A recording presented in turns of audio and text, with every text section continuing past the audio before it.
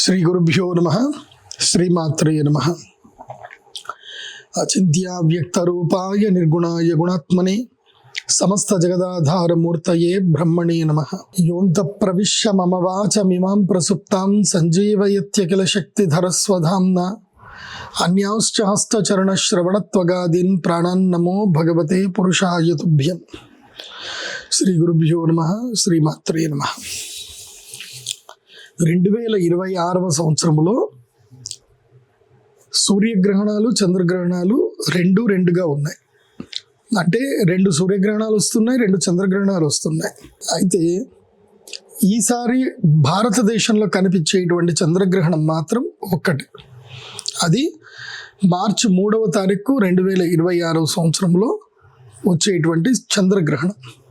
ఇదేంటంటే కనుక అస్తంగత్వం, అంటే ఏదైతే కనుక చంద్రుడు ఉదయిస్తున్నప్పుడు, అంటే పౌర్ణమి రోజు చంద్రుడు సాయంత్రం ఉదయిస్తాడు. సో చంద్రుడు ఉదయించేటప్పుడు గ్రహణస్థుడయ్యి, అంటే గ్రహణం పట్టినటువంటి చంద్రుడు మనకు ఉదయిస్తున్నట్టుగా కనిపిస్తాడు.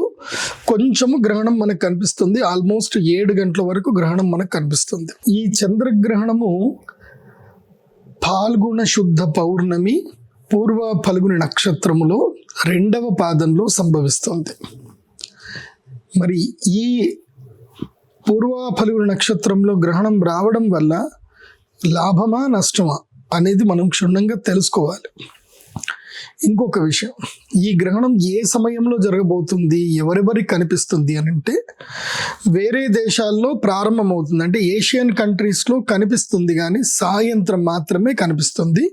కేవలము ఒక అరగంట సేపు మాత్రమే ఈ గ్రహణం మనకి కనిపిస్తుంది. ఈ గ్రహణం ప్రారంభ కాలం ఏంటంటే 3 గంటల 30 నిమిషాలకు ప్రారంభమవుతుంది. అంటే మన భారతదేశ కాలమాన ప్రకారము 3 గంటల 30 నిమిషాల సమయంలో గ్రహణం ప్రారంభమవుతుంది. 3:30, 4:30, 5:30. సో 4:30 నుంచి 5:30 ఆ ప్రాంతం లోపల మధ్య గ్రహణం జరుగుతుంది. అంటే ఏదైతే గ్రహణం పూర్తిగా జరగాలో దాని మధ్యకాలము అంటారు.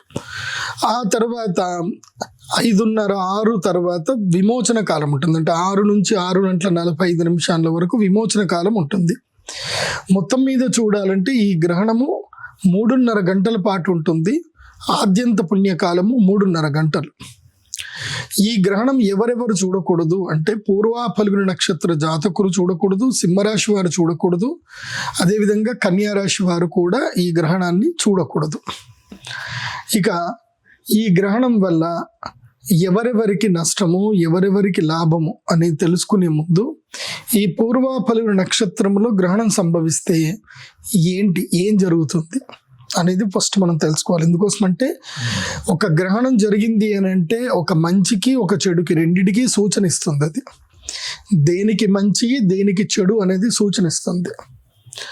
ఈ చంద్రగ్రహణం ప్రభావం చేత ఏంటంటే, పూర్వాఫల నక్షత్రంలో జరుగుతుంది కాబట్టి సస్య నష్టం ఎక్కువగా జరుగుతుంది, అతివృష్టి ఎక్కువగా ఉంటుంది, వర్షాలు పడతాయి, ఈ పంటలు మొత్తం కూడా పాడైపోతాయి, పంటలకు చీడపీడలు ఎక్కువగా ఉంటాయి ఈ సంవత్సరం. దాని మీద పురుగు మందు కొట్టి ఆ పురుగు మందు సంబంధించిన దాని ప్రభావం వల్ల జనాలు ఎక్కువగా చనిపోతారు. తర్వాత అలాంటి కలుషితమైనటువంటి ఆహారం తినడం వల్ల జనాలు కూడా అనారోగ్యాల పాలవుతారు. కాబట్టి ఇది పరాభవ నామ సంవత్సరానికి ఇది సంకేతం. అంటే ఓటమి, పరాభవం అంటే ఓటమి. ఇప్పటి వరకు ఎవరైతే కనుక గర్వమదాంతంతో మదముతోటి ఎవరైతే విర్రవీగుతున్నారో వాళ్ళ గర్వము తగ్గిపోతుంది. అహంకారం ఉన్నటువంటి వాళ్ళకి అహంకారం తగ్గిపోతుంది.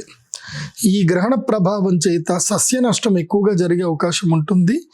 అకాల వర్షాలు పడతాయి, వడగండ్ల వానలు పడతాయి. రైతులు జాగ్రత్తగా ఉండాలి. ముఖ్యంగా మామిడి పళ్ళ రైతులు చాలా జాగ్రత్తగా ఉండండి. ఎందుకోసం అంటే వాళ్ళు సంవత్సరం అంతా వెయిట్ చేస్తారు, మామిడి పళ్ళు ఇక్కడ వస్తే ఈ తోటను కాపాడుకుంటారు సంవత్సరం అంతా. ఏది జస్ట్ ఈ 2 నెలల సీజన్ గురించి అని చెప్పి. కానీ ఇదే టైంలో అకాల వర్షాలు పడి మామిడి పూత రాలిపోవడము, అదేవిధంగా పిందెలు రాలిపోవడము, నష్టం వాటిల్లేటువంటి అవకాశం ఉంటుంది. దానికి సరిగ్గా సూచన ప్రాయంగా ఇప్పుడే మీరు ఏదైనా సరే దానికి పరిష్కారం చేసుకోండి. ఈ సంవత్సరము కూరగాయల ధరలు విపరీతంగా పెరగబోతున్నాయి.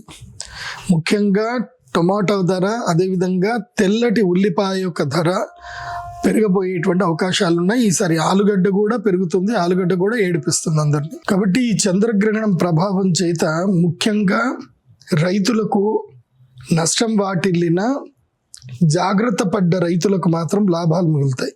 ముఖ్యంగా ఈ సంవత్సరము ఉల్లిపాయల ధరలు ఎక్కువ అవుతాయి. అది కూడా తెల్ల ఉల్లిపాయ మాత్రమే. ఎందుకోసమంటే దాని ప్రొడక్షన్ తక్కువగా ఉంటుంది, కాంపిటీషన్ తక్కువగా ఉంటుంది, బయర్స్ ఎక్కువగా ఉండరు. అదొకటి.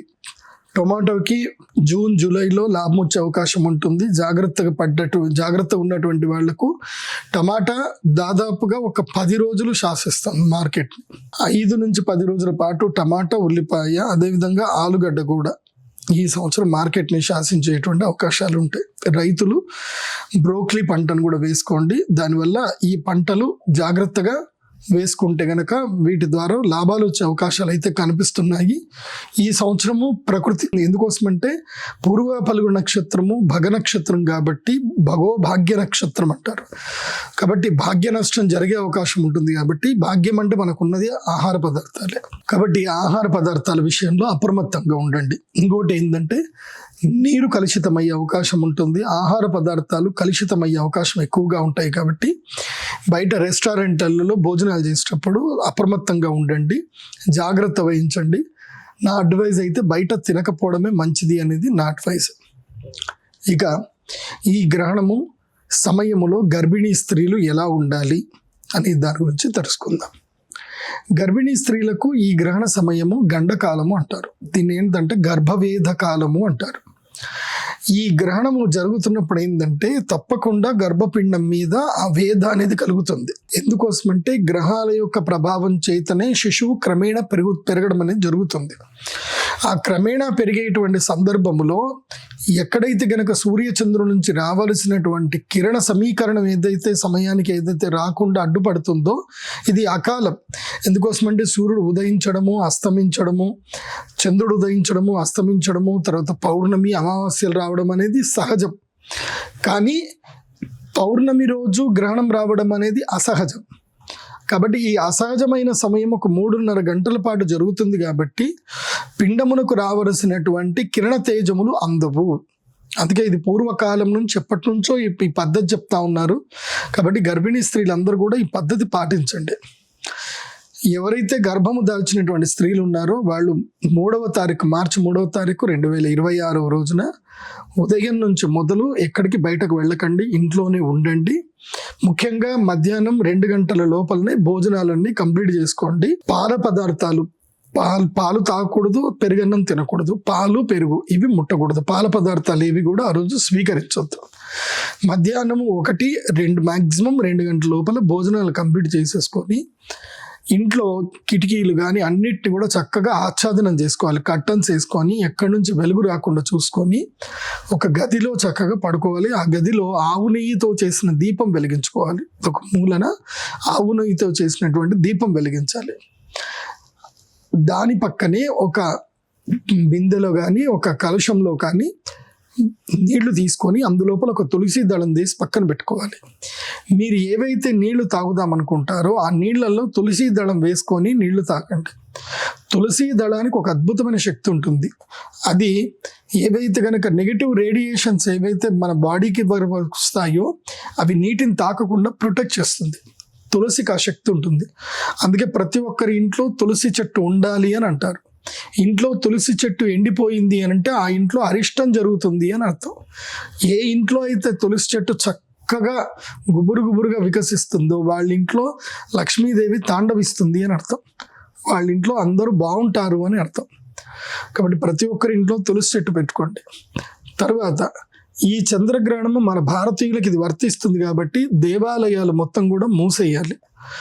దేవాలయాలు మూసేస్తారు. అదేవిధంగా ఇళ్ళు కడుక్కోవడము, ఆలయం శుభ్రం చేసుకోవడము, ఏదైతే ఆవకాయలు వాటి మీద దర్భలు వేసి ఉంచుకోవడము, గ్రహణానికి ముందు వండినటువంటి ఆహార పదార్థాలన్నీ కూడా పాడేసేయాలి. ఏవి కూడా గ్రహణం తర్వాత తినకూడదు. గ్రహణం సమయంలో ఎవరు భోజనం చేయకూడదు. కర్కాటక రాశి. కర్కాటక రాశి వారికి ధన నష్టం జరిగే అవకాశం ఉంటుంది. ద్వితీయ స్థానంలో జరుగుతుంది కాబట్టి దాయాదులతోటి గొడవలు, అన్నదమ్ములతో గొడవలు వస్తాయి, ఆస్తి పంపకాలు జరుగుతాయి, గొడవలు జరుగుతాయి, కోర్టు కేసులు వెళతాయి. ఇలాంటి కర్కాటక రాశి వారికి ధన నష్టం జరిగే అవకాశం ఉంటుంది. సర్వే జన సుఖినో భవంతు. శ్రీమాత్రే నమః.